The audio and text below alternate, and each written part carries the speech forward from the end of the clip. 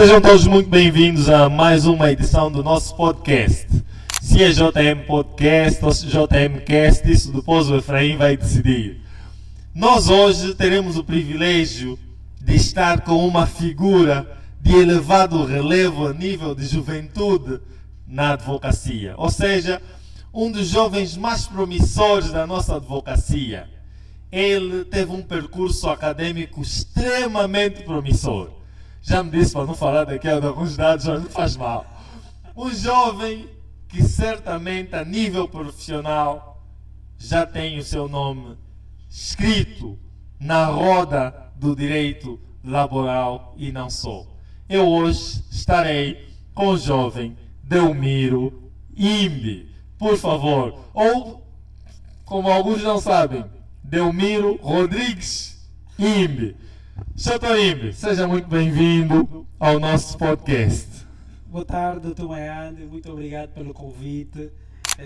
Prontos, não é? Exagerou na apresentação, mas agradeço imenso essa oportunidade de estar aqui em conversas descontraídas, não é? Para poder apresentar-me um pouco e também levar aí ao pessoal que nos acompanha, não é? Alguma motivação para continuarem, sobretudo os jovens, nessa profissão liberal que é a advocacia. Né? Muito bom. Dr. Imbe, eu costumo dizer que eu não gosto de perdoar nas questões, mas vamos lá começar. Quem é o Imbe? Como é que descreveria este jovem que eu já disse que é promissor na profissão da advocacia? Essa é uma questão muito difícil, mas prontos. Vamos lá, não sei se olho para a câmera, se olho para cima. Eu gosto de ser olhado, okay, né? Mas depende do seu tom. Não, vou olhar para cima. Exato. Bom, na verdade, quem é Delmiro Imbe? Vamos lá, eu gosto de fazer três apresentações. Boa. Primeiro a nível pessoal, né? Eu sou, e disse muito bem, Delmiro Rodrigues Imbe, não é? Nessa altura estou com alguma idade. Epa, não vamos ouvir aqui os elementos característicos da idade, exato, mas vamos lá. Estou com alguma idade. Pronto, vou referir aqui os meus pais, André João Imbe, a minha mãe, Albertina Manuel Francisco Rodrigues, né? Bom, em relação... e tenho também um filho. Eu gosto muito de fazer essa referência. Já que falou de filhos, você que foi aí. Esse jovem, que eu já disse que é promissor, como é que está a nível do coração? Está livre? Olha, quando falamos com Paulo Cassoma, muita gente estava na expectativa, ele ainda está livre. No caso do Dr. Imbe, como é que é isso? Está em que situação? O Dr. Mad vai colocar-me numa situação. Eu não sei se estamos a conhecer o Imbe ainda. Bom, podemos pular esta parte. Mas na verdade, é uma questão que eu não tenho resposta, mas estamos aí a procurar entrar no espírito da organização sentimental. Essa é a resposta. Os juristas. Efraim, por favor, ajudem-me, por favor, Mia. O Dr. Imbe, jurista, advogado, para englobar o termo jurista, diz que ele, a nível do coração, está como? Até esqueci o termo. Até esqueci o termo. O doutor Efraim, lembra-se do que ele disse? Esqueci-me do termo. Olha, como é que é com essa situação? Não dá para repetir. Nós depois vamos recuar para perceber isso. Mas vocês ouviram. Exato. A nível do coração ele está a organizar-se neste âmbito. Mas exato. Vamos avançar. Vamos avançar. Então, segunda parte da apresentação, né? Vou agora fazer uma apresentação acadêmica. Na verdade, eu até hoje apenas estudei em instituições católicas. Eu comecei na Escola Teresiana de Viana, isso na estalagem. Depois fui para o INE Marista, onde fiz 4 anos. Depois do INE Marista, fui então para a Universidade Católica, né? Universidade Católica, onde fiz a licenciatura. Depois, então, fui para Agostinho Neto, onde estou a fazer o mestrado. Eu gosto muito de uma reflexão que acho importante levar, não é? Está tudo bem, é relevante sairmos no quadro de honra, mas é muito mais importante servirmos as pessoas com o desempenho que tivemos. Então essa é a nossa luta, servir agora as pessoas como se fosse estar no quadro de honra da vida, não é? Então, mas só para recapitular, já vi que tem aqui a arte de falar de uma maneira para não chamar a atenção indevida, mas disse que saiu, até onde eu sei, a licenciatura em Direito na UCAN são 5 anos. São 5 anos. Então, 5 vezes saiu no quadro de honra. Deus permitiu. Meus colegas que nos acompanham, este jovem não é uma pessoa normal. 5 vezes no quadro de honra. Na UCAN. E só para nos situarmos, como é que foi estudar na UCAN? Foi uma rotina tranquila ou exigente? Olha, tal como disse, naquela fase da licenciatura eu estava muito concentrado em... Eu não sei se as pessoas conseguem ouvir o hino, porque ele está a falar com muito swag, mas vou pedir para gritar um pouco. É para não aqui fazer sair o dom pastoral quando vejo o microfone, penso na igreja. Mas pronto, tal como disse, estava muito concentrado a nível da igreja naquela fase. E efetivamente eu não vi, diria, tanta dificuldade, não é, em termos de estudo, mas também não posso negar que foi um percurso em que realmente exigia muito, não é? Por exemplo, só para ter uma noção, como eu sabia que às 13 horas eu tinha de estar na atividade da igreja, então obrigava-me efetivamente a acordar sempre 3 horas da manhã. As aulas iniciavam às 7h30, então eu acordava 3 horas, 4 horas da manhã, preparava a matéria até 6h50 e depois ia para a universidade. Ou seja, quando ia para a universidade eu já havia efetivamente estudado, não é? E eu tinha sempre esse detalhe de querer ter o programa para estudar antecipadamente, não é? Porque eu sabia que no período posterior às aulas eu não conseguiria ter muito tempo para estudar, então estudava previamente, no fundo era essa técnica, né? E antes de dormir também jantava um pouco, estudando mais. Então o canto para si não foi difícil? Digo que não foi difícil, o canto não foi difícil, sim, né? Em 2019, né, a doutora Márcia Jolela fez esse convite para monitorar a disciplina de Direito do Trabalho na altura. Eu estava a fazer o 5º ano, né? Então eu era monitor da disciplina, e depois também fez então um convite de efetivamente integrar o escritório de advogados, né? Na altura tínhamos aí o dossiê IMB, eu dizia, mas IMB quem é? Eu não conheço esse jovem. É bom, mande vir. Não, por acaso eu acho que essa nova geração que efetivamente não teve essa oportunidade de estudar com a doutora Márcia, perdeu um pouco, né? Essa nova geração perdeu um pouco, porque o fecho de contas, não é? Era algo efetivamente que caracterizava a doutora Márcia, não é? Para passar tinha de dominar o fecho de contas. Boa. E olha aquilo que eu falei entre o que se aprende na universidade e o que efetivamente é exigido na prática. Atualmente, nós, por exemplo, que estamos aqui a enveredar e a pesquisar um pouco sobre direito de trabalho, acaba-se por ver que o advogado tem de ter domínio sobre o fecho de contas. O trabalhador chega e diz, olha, por exemplo, fui despedido. A primeira coisa que o advogado vai efetivamente analisar é o fecho de contas, está conforme ou não? Então, só mais ou menos aqui para termos essa Então, vamos lá. combinação. Entrou para a advocacia mediante convite da doutora Márcia. Exatamente. E depois de entrar para a advocacia, quais foram as suas principais dificuldades? Olha, essa é uma questão excelente. Na altura, a principal dificuldade que pode parecer supérflua essa dificuldade, mas na altura foi questões de roupa, doutor Maiano. Mas calma, não vai. É que o senhor tem uma história interessante. Calma, mas calma, vai falar. Mas calma, antes de ir para. Doutor, calma, não se leve.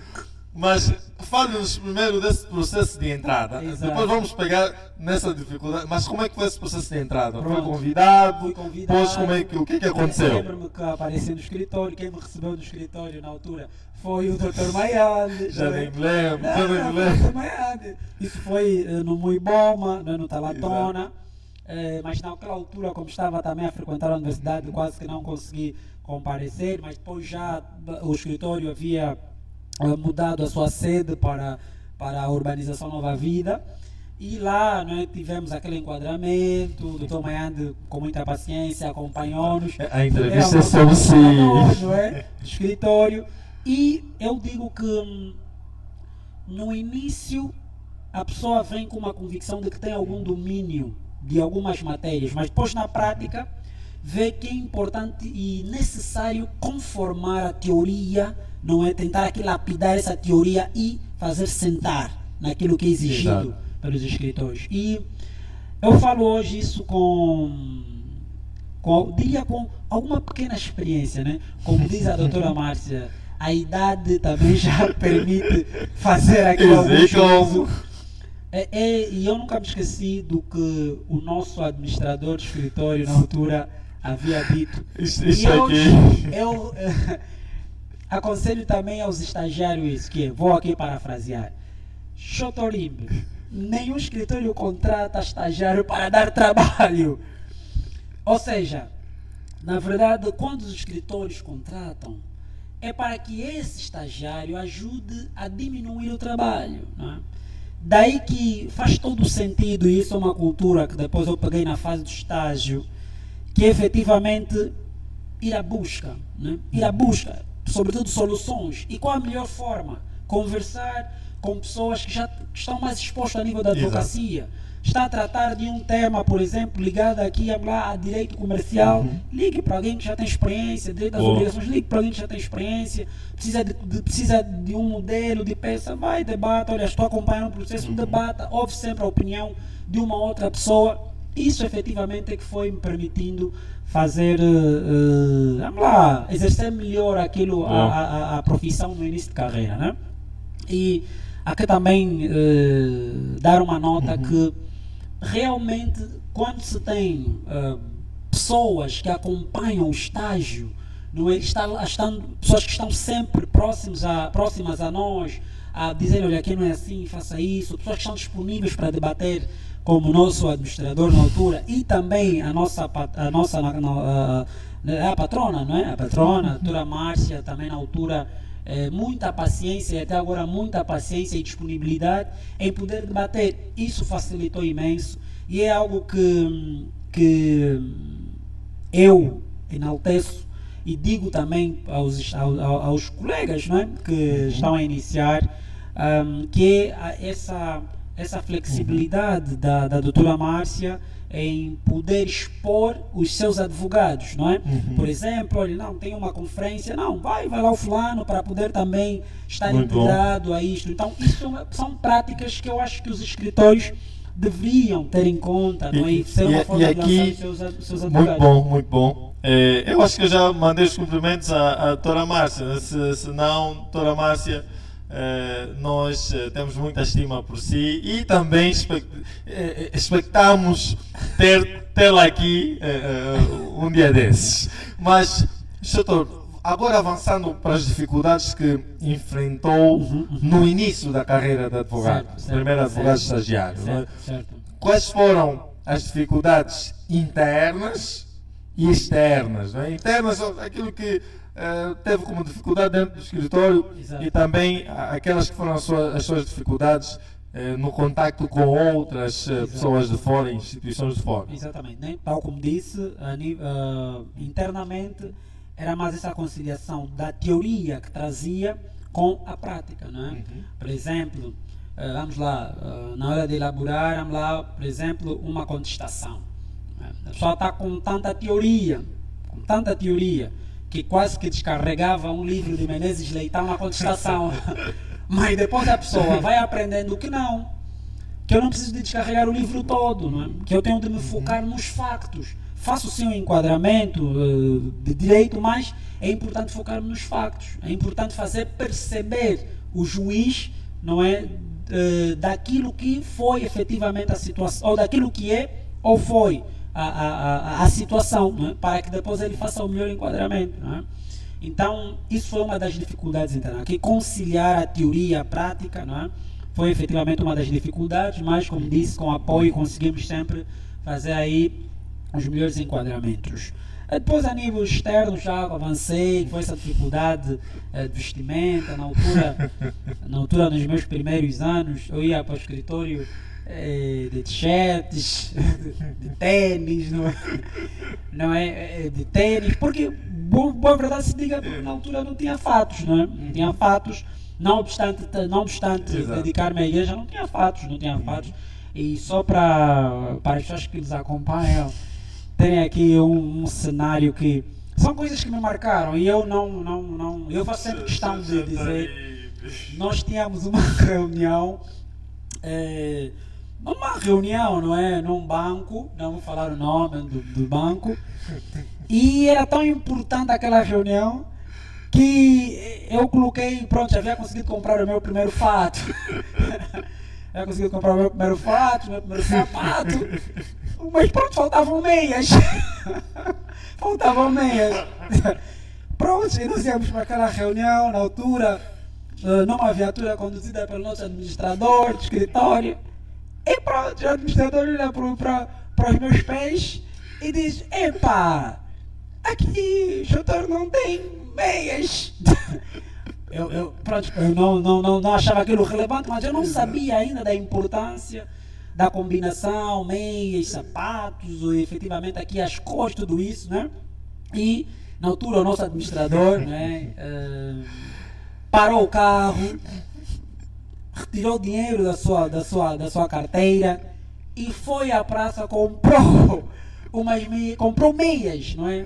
Para mim. E eu achei aquele ato, efetivamente, uma grande demonstração de preocupação de que quando nós queremos participar na vida das pessoas, não é só simplesmente com palavras, mas também com atitudes. E são gestos como estes que ficam para toda a vida, não é? O senhor já foi para um campo, ainda bem que o senhor foque mais para o senhor, por favor. Exato. Então, olha, é uma história interessante. Não esperava ouvi-la hoje, por acaso. Mas o que sentiu na altura quando vamos comprar meias? Olha, na verdade aquilo chamou a atenção, não é? E tal como disse, e se calhar são gestos como estes que depois começaram a consolidar a minha visão de efetivamente focar-me na advocacia, tá a ver? Porque, e é importante aqui também reforçar isso, sobretudo para os advogados estagiários, as pessoas que ainda estão a estudar, a advocacia é um negócio que efetivamente permite as pessoas viverem bem. Eu não vou dizer viver de forma, vamos lá, sobreviver. Não. É importante realçar isto. Então, vamos só nos focar aqui, entrando já para um tema mais quente. Força. Então, está a dizer que a advocacia em Angola dá dinheiro. Dá dinheiro, doutor Maiate. E eu vou atiçar um pouco mais. É possível a pessoa em Angola, através da advocacia, ganhar muito dinheiro? Já disse que dá dinheiro, mas é possível a pessoa na advocacia em Angola ganhar muito dinheiro? É possível. Agora eu preciso da outra parte da resposta. Como? É possível. Como? Exatamente. Ter os contactos certos. Segundo, é preciso... Eu aqui, pode falar mais alto, aqui queremos mesmo ouvir. Ter os contactos certos. Exatamente. E segundo, fazer-se conhecer. Okay? E depois, ou o terceiro, é preciso ter especialização. Eu estou sempre a reforçar isso. A especialização ajuda bastante a generalidade não permite a localização do advogado. Mas se o advogado especializar-se, permite e acaba por efetivamente conseguir ter uma espécie de carteira de clientes que efetivamente têm interesse naquela especialidade do advogado. Então, isso permite, não é? E não dá aqui para citar nomes de advogados que... Não, mas seria bom ter aqui uma referência, porque nós queremos no fundo também ter... E falamos em referências e já vou fazer também essa questão. Exato. Nós queremos olhar para alguns modelos para depois nós dizer, é este modelo que eu quero seguir. É ali onde eu vou beber. Por exemplo, o Soutor é referência para muita gente. Para muita gente. E essas pessoas, ao ouvirem as referências que podem indicar, também vão sentir que têm outros exemplos para pegar. Mas a minha pergunta é, certo. Tem algum exemplo que queira citar de uma advocacia rentável? Bom, eu acho Se não quiser citar, não cite pelo menos escritórios. Prefiro abster-me de citar.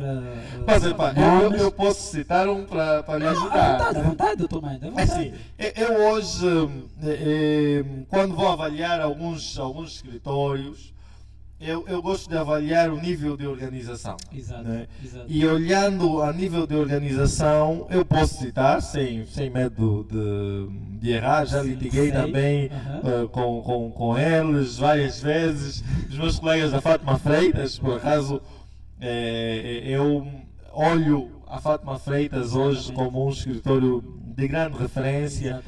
E nós podemos ir beber algumas coisas. Eu gosto da forma de organização da Fátima Freitas. Exato. Também não tenho como não citar a FBL, também tem um nível de organização muito interessante. Acompanho à distância a ALC, que também sinto que tem uma boa referência de organização. A RVA, que patrocinou a nossa primeira conferência, a RVA, que no fundo tem aqui, eu diria assim, correspondência com a PLMJ. Exato. Podemos citar mais, não posso deixar de citar dos meus amigos da Dentons Lead, né? E doutor Maia, aqui invertendo os papéis. Exato. Pronto, citou grandes escritórios. E a nível dos escritórios, porque eu gosto de classificar assim, né? Agora eu estou apanhado, virei entrevistado. Temos grandes, médios e pequenos escritórios. Exatamente, né? sem dúvida. Então, e a nível dos médios e pequenos escritórios? Olha, médios e pequenos, agora eu vou ter que responder. A nível de médios e pequenos escritórios, que eu posso eventualmente citar em termos de advocacia, médios, essa é uma questão muito interessante. Aqui, ao invés de citar os escritórios, eu vou olhar para os advogados. Pode ser. Permitam-me. Eu acredito que, vou falar agora a nível de rentabilidade e não muito critério organizacional, porque nunca tive o privilégio de estar nesses escritórios. Mas eu penso que o nosso professor, nosso amado professor, Dr. Benja Satula, tem um nível de rentabilidade na advocacia interessante. Penso eu, Dr. Benja, se estiver aqui a falhar, por favor. Nós temos também o nosso bastonário. Eu não sei se vou chamar um escritório de médio porte, porque de facto também tem uma exposição muito interessante. Não, por acaso eu já lá estive. Eu nem sei se nem dá para falar médio. É um escritório muito interessante. Muito interessante. Exatamente. Muito interessante. Então, é uma referência. Exatamente. Olha, não podemos. E aqui falo mais do critério da rentabilidade também. O escritório do Dr. Sérgio Raimundo. A nível de rentabilidade, vale a pena mencionar. Não conheço os critérios organizativos.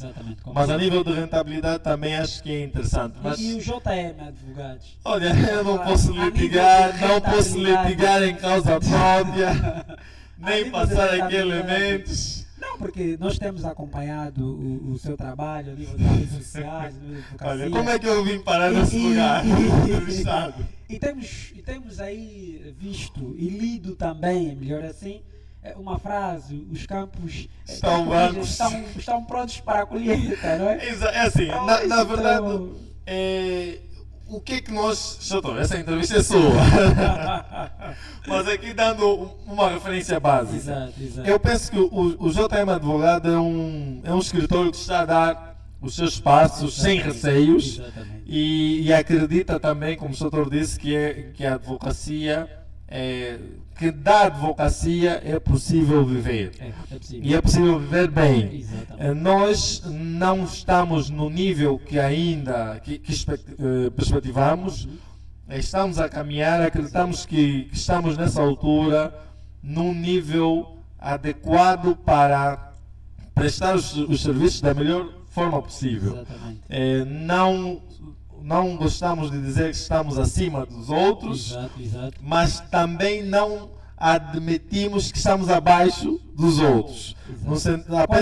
Quais outros nesse Não, caso? dos outros escritores. Ok. No fundo, apenas dissemos assim, olha, estamos com perspectivas diferentes, Exatamente. ou eventualmente nós iniciamos num período mais recente, ele está há mais tempo, Exatamente. mas não estamos abaixo dos outros escritores. Ok. Somos escritores que têm uma visão de resolver os problemas daqueles que entenderem confiar. Exatamente. Mas em termos de rentabilidade estamos a avançar com calma, Não, sem pressa, Nota-se mas né? com calma. E aqui aproveitar aqui esse nosso podcast, né? O escritor do Dr. Mendes está bonito, realmente um crescimento enorme. Mas então deu para perceber um pouco do percurso que teve na vida académica, o ingresso para a advocacia e também a confirmação de que a advocacia é rentável. Certo. Mas como é que avalia a advocacia hoje? Certo. Há muita gente que diz que ok, tá bom, nós não conseguimos clientes. Exatamente. Há muitos que não conseguem patronos. Verdade. Temos agora o problema na ordem da questão do exame nacional. A pergunta é como é que avalia o quadro da advocacia? Acha que hoje é mais fácil ser advogado do que no passado?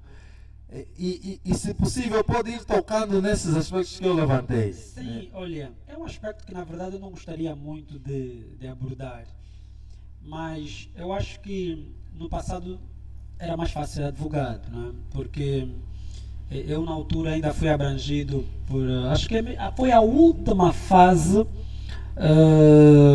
que se permitia efetivamente ingressar sem ter acesso ao exame. Se calhar é bom contextualizar o passado para os nossos telespectadores não pensarem, os nossos internautas não pensarem que é um passado muito lá no fundo. Não, estamos a falar, isso foi no ano...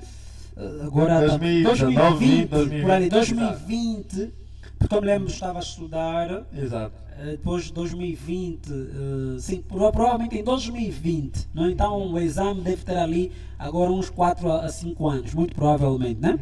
Então, como dizia, vejo que atualmente há aqui mais alguma exigência para se poder ser advogado. Mas eu concordo e estou plenamente alinhado com essa dinâmica da ordem, não é? Que é importante também aqui olharmos na vertente de potencializar a nossa profissão, potencializar e também mesmo aqui atribuir até um certo ponto alguma dignidade. Quando digo dignidade, é importante aqui acentuar que a advocacia não pode ser vista como uma profissão, vamos lá, de última opção. Exato. Por exemplo, a pessoa não conseguiu, não tem mais nada para fazer, então para não ficar em casa, o que faz é, vou só fazer o exame, depois ser advogado, começar a estagiar, quando aparecer uma outra oportunidade, aí vou. Né? E eu tenho sempre debatido que é importante criar condições a nível dos escritórios que permitam o estagiário fazer carreira. Ficar 10 anos na advocacia, 20 anos na advocacia, é importante isso. E o que faz muita gente desistir? São as dificuldades que encontram logo no início. Estágios não remunerados, o estagiário que assume, por exemplo, os custos das diligências. Não é? Então isso é que faz com que o advogado estagiário vai perdendo esse gosto em querer continuar na carreira, tá a ver? Então eu acho que é importante que os escritórios, e eu acho que aqui a ordem também pode efetivamente ajudar no sentido de tentar melhor regulamentar o estágio a nível dos escritórios, sobretudo aqui em termos de condições de estágio, não é? Eu acho, por exemplo, que não se pode mesmo admitir que um estagiário que assume as despesas das diligências, por exemplo, para ir dar entrada de uma contestação ou de um requerimento, o estagiário é que vai pagar o táxi. Exato. Então, eu acho que parte é muito importante. Precisamos ouvir mesmo bem no microfone. Conseguem ouvir, não é? Eu acho que é importante aqui, sim, melhorarmos as condições e, se calhar, aqui a melhor forma de a ordem conseguir controlar, não é, os estágios é classificar se os escritórios têm ou não condições para receber estagiários. Isso é importante. É muito importante. Quais seriam as condições, então, para se receber um estagiário, na visão do seu autor? Não querendo, efetivamente, aqui ser, vamos lá, muito materialista, vamos lá. Pretende brilhar muito para o dinheiro, mas pelo menos tem que ter um computador para o estagiário. Pelo menos tem de ter capacidade de suportar as despesas das diligências do estagiário. É importante isso. Mas quando diz computador, o estagiário tem que ter um computador individual ou computador partilhado vale? Computador partilhado vale. Por exemplo, uma impressora. Sim. Eu já vi estagiários, não é? Sobretudo porque muitas pessoas vão ligando para mim, não é, para falarem. Eu já vi estagiários a imprimirem peças do escritório no cyber. E repare que o estagiário estava a imprimir com o seu dinheiro. Mas vamos lá, essa é uma questão interessante. Pois.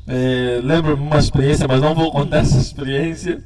Mas quais são as problemáticas? Quais seriam as problemáticas dessa impressão das peças no cyber? É muito óbvio. O risco de exposição de informações confidenciais. O risco de exposição do cliente. E isso, e acabou de dizer muito bem que olhou para determinados escritórios e viu o nível de organização. Isso revela a extrema desorganização desses escritórios. Mas agora ele não tem... Ajuda-me a entender aqui uma problemática. Força. Ele tem o cliente. Certo. E ele não tem impressora, por alguma razão. Exato. Ou a impressora avariou. Exato. E ele tem de dar entrada daquela peça até 14 horas. Exatamente. Ou 15 horas, ele falou mesmo 15 horas. Exato. Estamos a falar que ele deu conta que a impressora avariou às 14 e poucos. Exatamente. Tem uma cônica aí embaixo do prédio, por exemplo. Exato. Cuide-os. É uma questão difícil, né? Mas aqui eu diria, pronto, numa situação concreta como esta, que acabou de construir, se utilizar a cônica, porque faltam apenas 1 hora, 30 minutos para efetivamente dar entrada no tribunal, né, do documento que pretende, Ou o tinteiro acabou. ou tinteiro, sei lá, é importante que depois esse advogado que utilizar a cônica tenha realize ou efetua as diligências necessárias para ter a certeza que o documento foi efetivamente apagado. É importante garantir isso, não é? É importante. Depois vamos assistar a folha de rascunho da cônica, onde está o logo do escritório. Não é? Então, é importante garantir isso. Eu acho que aqui, sim, a ordem poderia ter um papel, não é, muito mais atuante, no sentido de garantir as condições dos estagiários. Porque, mas então... Eu digo isso, doutor Mano, repito, e só para reforçar aqui, só com um bom estágio é que se consegue despertar o gosto pela advocacia. Então, e assim, como é que avalia a qualidade dos estágios? A nível do feeling que tem? Olha, os estágios têm sido bons ou... Olha, por acaso vou referir-me ao MN Advogados. Não, mas a sua... E depois vou a sua visão geral. Pronto, vamos né? começar do geral então. Exato.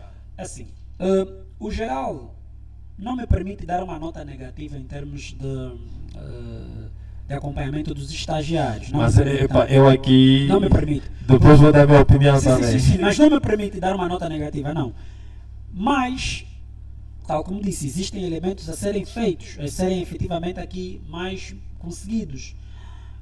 Por que eu acho, Dr. Mendy, vou dizer porque não me permite. Quem faz o estágio não é o patrono. Eu digo sempre, é o próprio estagiário é que faz o seu estágio para sair a repetição, ok? E esse contacto bruto com as instituições é que permite o estagiário ganhar experiência. O patrono lá estará, ou o coordenador lá estará apenas para ajudar o estagiário a melhor perceber os atos, para ajudar o estagiário a ver o que não está a ver. E aqui, indo para o particular, o MN Advogados, eu digo sem medo de errar e também sem querer aqui exaltar, não é? O MN Advogados é um bom lugar onde efetivamente se consegue ver um acompanhamento rigoroso de estagiários. Mas rigoroso. Por que eu digo isto? Porque há um contacto muito grande entre a gestão e o estagiário.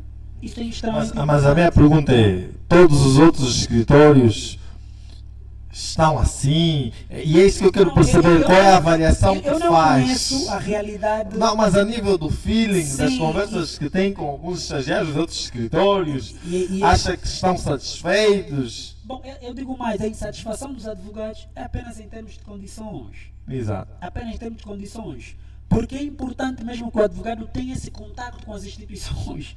Isso é inevitável. Eu já vi aqui o setor com as respostas híbridas. Mas vamos lá. Algumas questões sobre a advocacia vamos deixar passar, porque o tempo vai avançando e eu tenho aqui algumas outras questões. Força. Sistema de justiça. Como avalia o nosso sistema de justiça? Eu se calhar vou deixar assim, porque eu depois faço questões adicionais. Mas qual é a avaliação que faz do nosso sistema de justiça? O atual sistema de justiça angolano? Essa é uma questão difícil. Doutor Mendes, nós estamos com um sistema de justiça que eu diria que cria alguma dificuldade. É muito difícil estar assim a ser gravado e falar uma coisa sensível, né? Quer falar? Mas vou tentar passar a minha ideia para poder ajudar também o nosso sistema de justiça, né? A dificuldade, os problemas que o nosso sistema de justiça tem acaba por atrasar um pouquinho a materialização da justiça. Okay? Por exemplo, nós, e aqui aproveito para falar no lançamento do livro do Dr. O juiz João Garcia, um livro interessante que recomendo, não é? Igualmente. Recomendo este livro. Eu falei sobre a digitalização do sistema, acho que agora te esqueço, mas a digitalização da justiça, algo assim parecido. E realmente foi levantada uma questão que é extremamente importante. Como é que vamos falar de digitalização do sistema de justiça enquanto no próprio tribunal não tem sequer impressora? Enquanto não há tinteiro. Como, se não existem condições para efetivamente o juiz poder trabalhar, como é que este vai conseguir, pelo menos em tempo, diria, razoável, né? Decidir Está a ver? Então, essas dificuldades como essa atrasam. E atrasam efetivamente a materialização da justiça. E aqui, nós, enquanto advogados, temos sentido isto. Não é? Por exemplo, a pessoa dá entrada de um documento no tribunal, ou seja, até já existe despacho, mas a resposta é clara, olha, não conseguimos imprimir o despacho porque não tem tinteiro, está a ver? Já existe, o ato já foi praticado, agora é necessário apenas notificar as partes, não é? Mas eles queixam-se também, dizem, pá, eu estou nessa situação, então apresentou essa questão da digitalização, exatamente. Mas e a qualidade dos técnicos que manuseiam os instrumentos, os computadores, sim. Às vezes são também eles, às vezes a qualidade técnica do manuseamento contribui para a danificação. Não, mas eu diria a questão subjetiva que envolve efetivamente os técnicos é uma questão que se consegue ultrapassar em 2 meses com uma formação. Está a ver? Aqui o ponto central é a questão objetiva. Não é? É a questão objetiva. E depois também, que eu tenho sempre dito, e é um problema que estamos a verificar, são a qualidade das sentenças. E aqui quero. Não, pode falar da qualidade das sentenças. Não, mas pode falar da qualidade das sentenças, eu depois faço outra questão. A qualidade das sentenças também ajudam aqui a desacelerar a materialização da justiça, porque o juiz aplica o direito. Se aplica de forma errada, está a praticar injustiça praticamente. Fazer a repetição. Então é necessário preparar também os juízes. E a preparação, é aqui onde eu vou reforçar, eu acho que é necessário, Angola já pode pelo menos dar passos mitigados para isso, em que para se tornar um juiz, por exemplo, não estou a olhar para quem aplica o direito, para se tornar um juiz, por exemplo, deveria ser exigido no mínimo 2, 3 anos de advocacia, pelo menos, né? Ter exercido pelo menos a advocacia em 2, 3 anos. Isso ajudaria bastante a melhorar a qualidade das nossas sentenças, não é? Eu tenho sempre dito, quando vai litigar, o advogado não pode estar preocupado com o outro advogado, não pode estar preocupado em querer diminuir o outro advogado. Foque-se no juiz. Foque-se em querer efetivamente levar o juiz a perceber os factos que o direito ele vai efetivamente aplicar. É isso que eu digo sempre. Se o juiz perceber os factos e depois tenta trazer o melhor enquadramento possível, tu vais ter ou uma sentença a teu favor, não é? Ou uma sentença que muito se aproxima ao que tu efetivamente desejas. E agora, questão da morosidade. Vi que não falou disso, mas permita-me provocá-lo. Eu tive a oportunidade de participar num debate na TVzinho e estive com o meu colega da IGT, o nosso colega da IGT. Exato. Que havia apresentado alguns prazos extraordinários do ponto de vista de resolução de problemas.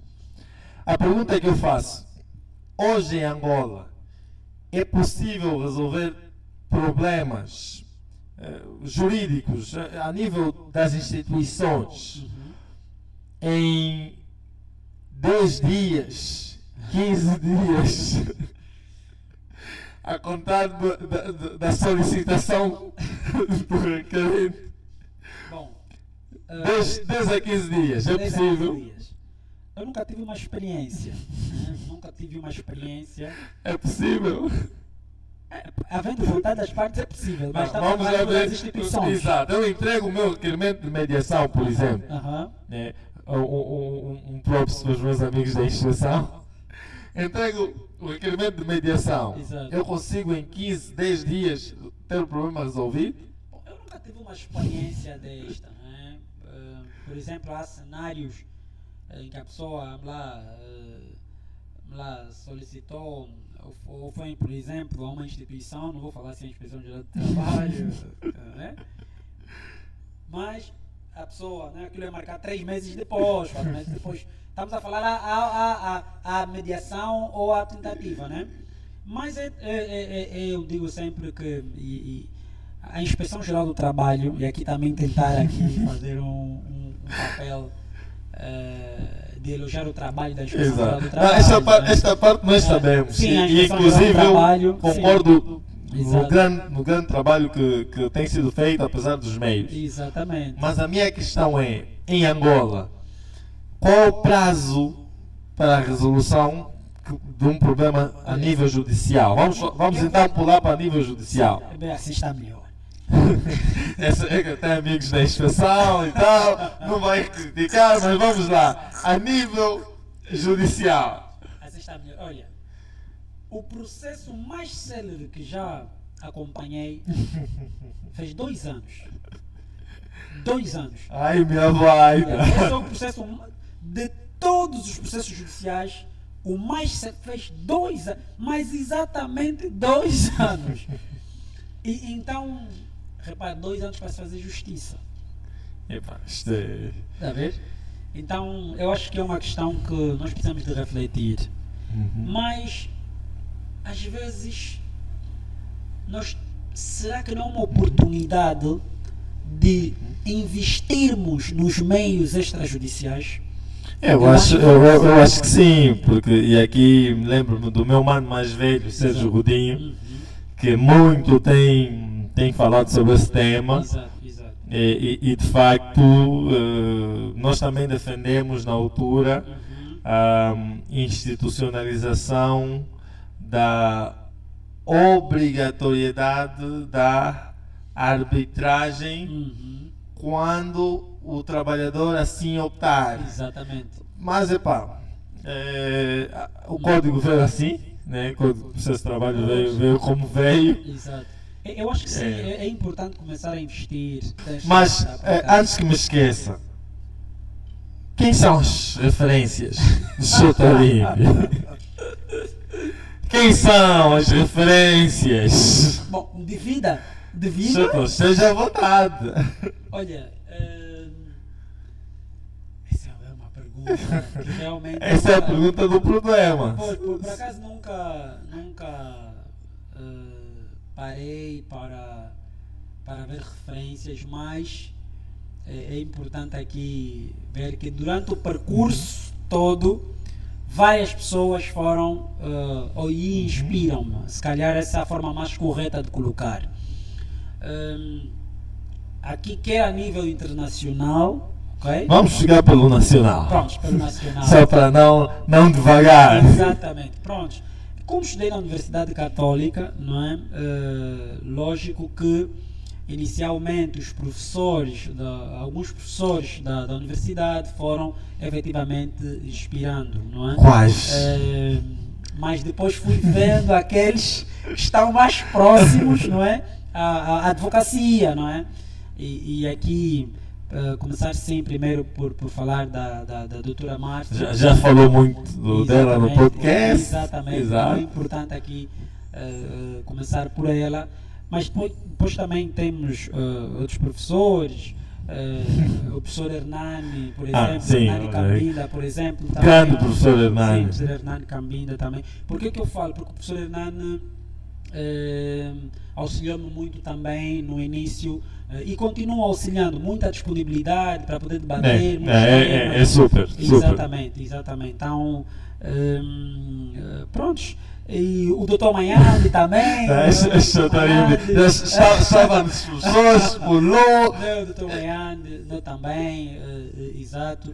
E tem mais pessoas que agora que fogem, não é? Mas são pessoas que inspiram realmente. E temos, pronto, a nível do direito do trabalho, temos o Dr. Fortunato também, a nível do trabalho. FP. Um abraço. o doutor Fortunato, vamos lá, mas quem... Mas tem muitas referências, tem né? muitas referências. E, doutor, Aqui. batemos agora 1 hora e alguma coisa e por acaso o tempo passa. Exato. Muitas questões que eu também ainda gostaria de fazer. Obviamente, Efraim pode cortar para mim aqui só para uma nota rápida. Obviamente, hoje nós estamos a fazer esse lançamento para as pessoas conhecerem um pouco mais quem é o jovem Delmiro Imbe, quais são as suas referências, as suas visões sobre temas um pouco mais genéricos. Obviamente não será a última vez que ele passará por aqui, porque nós depois vamos ter debates acesos a nível técnico, né? Nós temos a nossa conferência laboral, a 2ª edição, e eu faço já um spoiler que o Dr. Imbe estará como alguma coisa na conferência e certamente na altura em que tivermos de fazer lançamentos da conferência e discutir algumas, atiçar à vontade, nós iremos chamá-lo para estar aqui mais uma vez e eventualmente com um painel um pouco mais recheado e fazermos aqui um debate aceso. Agora, para terminar, doutor, que conselhos gostaria de deixar para os jovens que tencionam enveredar para a advocacia? Exato. E que aspectos acha que alguém que já exerce a advocacia deve possuir para ter uma advocacia de sucesso? Exato. Bom, aqui, doutor Mende. E aí pode mesmo olhar para a sua câmera. Exatamente, é mesmo esta aqui, exato. Exatamente.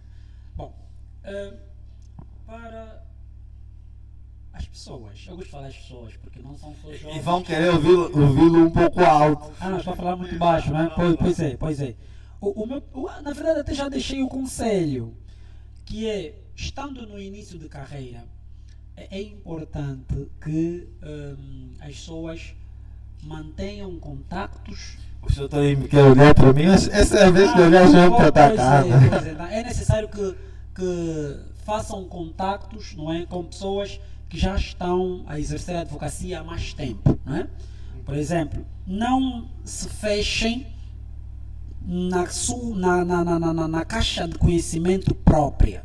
Por exemplo, repito, e aqui tentando concretizar o conselho, está a elaborar uma peça, está a acompanhar uma situação, não basta a visão que tem, ok? Ligue sempre para uma pessoa que acha que tem domínio da matéria e procure ouvir a posição dessa pessoa. E depois aí vai conseguir efetivamente balançar. Isso ajuda a fazer ou a exercer melhor a profissão quando se está no início de carreira. E para os que já estão a exercer? Eu diria, é necessário aqui algo que as pessoas não têm valorizado muito. Não basta angariar. É importante saber cuidar desse cliente. E o cuidar do cliente é prestar atenção aos detalhes, às preocupações. Então, pode-se conseguir angariar, mas é importante investir também na manutenção do cliente. É isso que se tem dito sempre, não é? Todo mundo até pode, em algum momento, brilhar, mas manter o mesmo nível, o mesmo brilho durante a carreira toda é que é o mais difícil. Então, para os que já estão, efetivamente, ou que estão há mais tempo, não é? O conselho que deixo é esse, que é investir na conservação do cliente. Boa, mas antes, não era a última coisa que iria dizer, eu agora vou lhe deixar mais livre. Doutor, em 1 minuto no máximo, diga para quem nos ouve, quem nos vê, alguma coisa que acha relevante que não tenha sido questionado. Esteja à vontade para falar palavras finais. Se calhar aqui parabenizar a iniciativa do JM Advogado. Não é? Thank you. Exatamente.